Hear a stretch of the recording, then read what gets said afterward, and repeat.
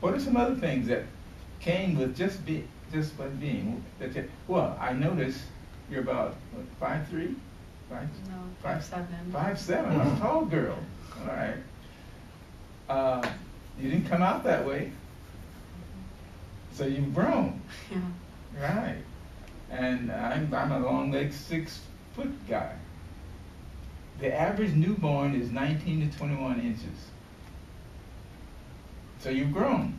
Yeah. So that says that you have capability to grow. Now, we're talking to one another. You come out talking like this? No, right. You've learned a language. Capability to learn and grow. I remember I got in trouble when I first started counseling at Audubon Junior High School, and they told me as my 7th graders were moving to 8th grade, they told me whom I could allow to take foreign language. I said, why not anybody who wants to? Oh no, you look at their IQ scores, and you have to, these kids aren't capable. I said, that's crazy. Nobody is born speaking a language. Every one of these kids has already learned the language. So, you know, I've always gotten in trouble. And I still feel that way. It's stupid. So, I was in Switzerland, where all kids learn French, German, Italian, and English. Okay, big deal. I mean, from childhood. And I said to somebody recently, and it was a person in charge of the bilingual education program here. I said, yeah, well, I totally support bilingual education. Every American student ought to learn Spanish and English. And they got pissed off at me. Why would we learn Spanish? I said, because that's your neighbor. Anyway, but the whole notion that you're not capable of learning what you clearly have demonstrated that you can do is stupid. Anyway, so you're capable of learning and growing.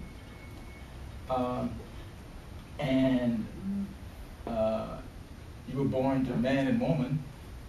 What are some other things that you have just by being that you didn't have to do anything to get?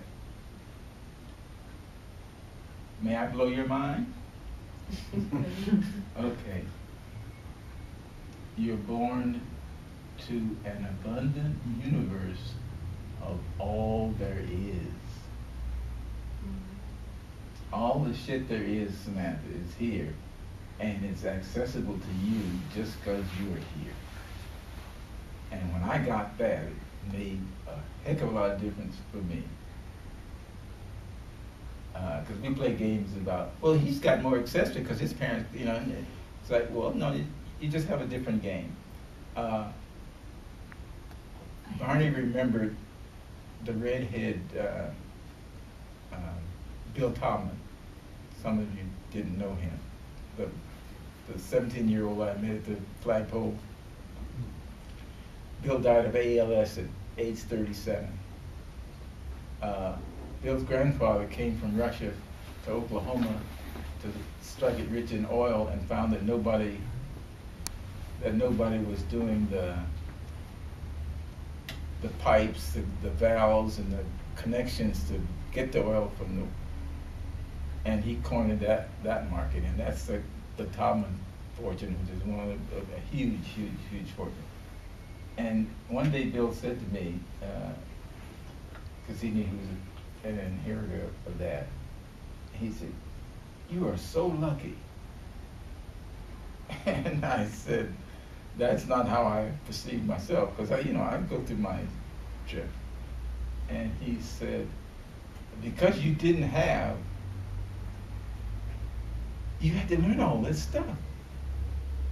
to make it to where you are. And I had never thought of it that way, but he was absolutely correct. And but where he was coming from was that he had a disadvantage because he was born to all this wealth, and so what his parents were able to do was send him to a therapist, send him to a coach.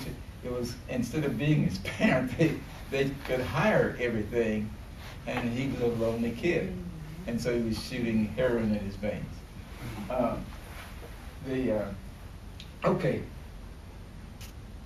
So universe of all there is. Now, wouldn't it be useful to learn the ground rules for how to gain access to the stuff that you want and how to get rid of the stuff that you don't want? Don't you think that would be useful? Yeah. I've just summarized what we haven't articulated to you before, but this whole education process that people are forcing you to go through is really very much about that. Trying to equip you so you can gain access to what you want and not deal with the stuff that you don't want. And nobody ever explains it.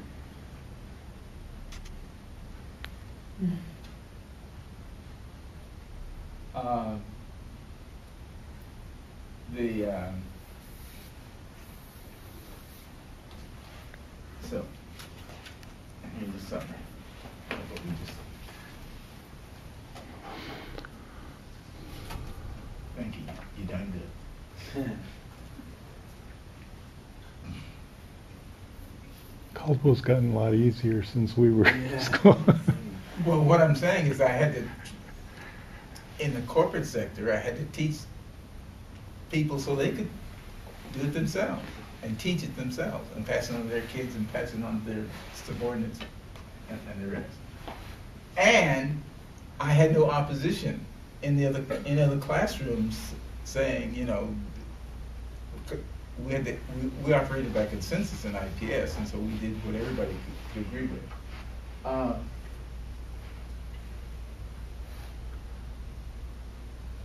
So the task is to discover who you are and what you have just for being. The game of life is all about what I do with what I was given. Remember, I'm given a universe of abundance. I mean, everything is here.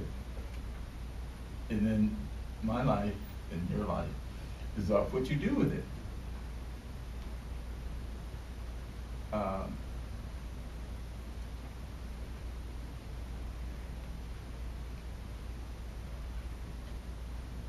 We have a body, mind, a history called genealogy. It's a fancy word for I had parents, and they had parents, and they had parents.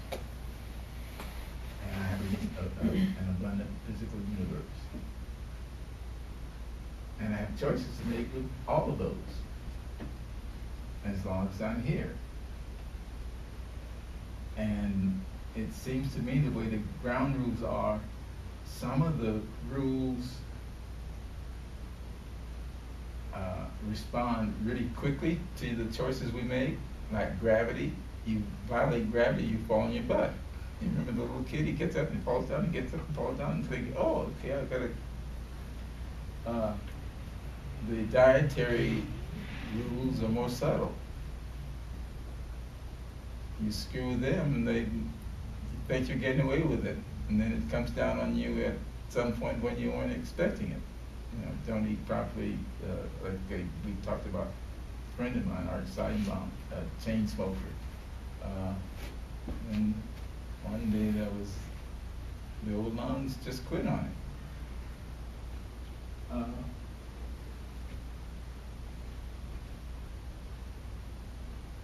And there's nothing to do but choose. You can't not choose. Trying not to choose is also choosing. You gotta choose. That's called life.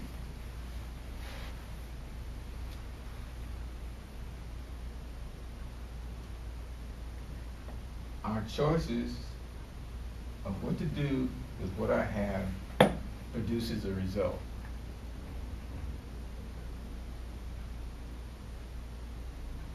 And whether we're in or out. With regard to our body, the results are our health. The choices we make with regard to our mind is a career, reputation, or profession. What we do with our relationships is called family.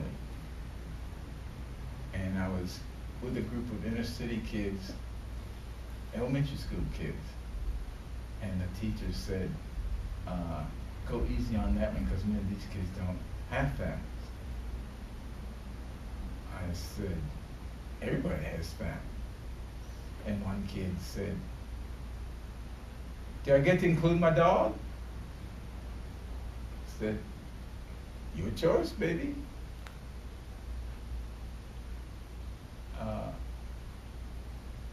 Now, and then we got into the issue of, you're talking about blood?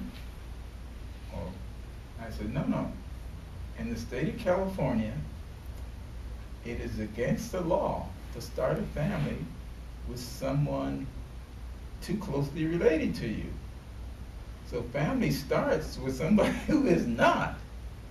So you see, you have an abundant universe from which to choose. And you can make the way you want it.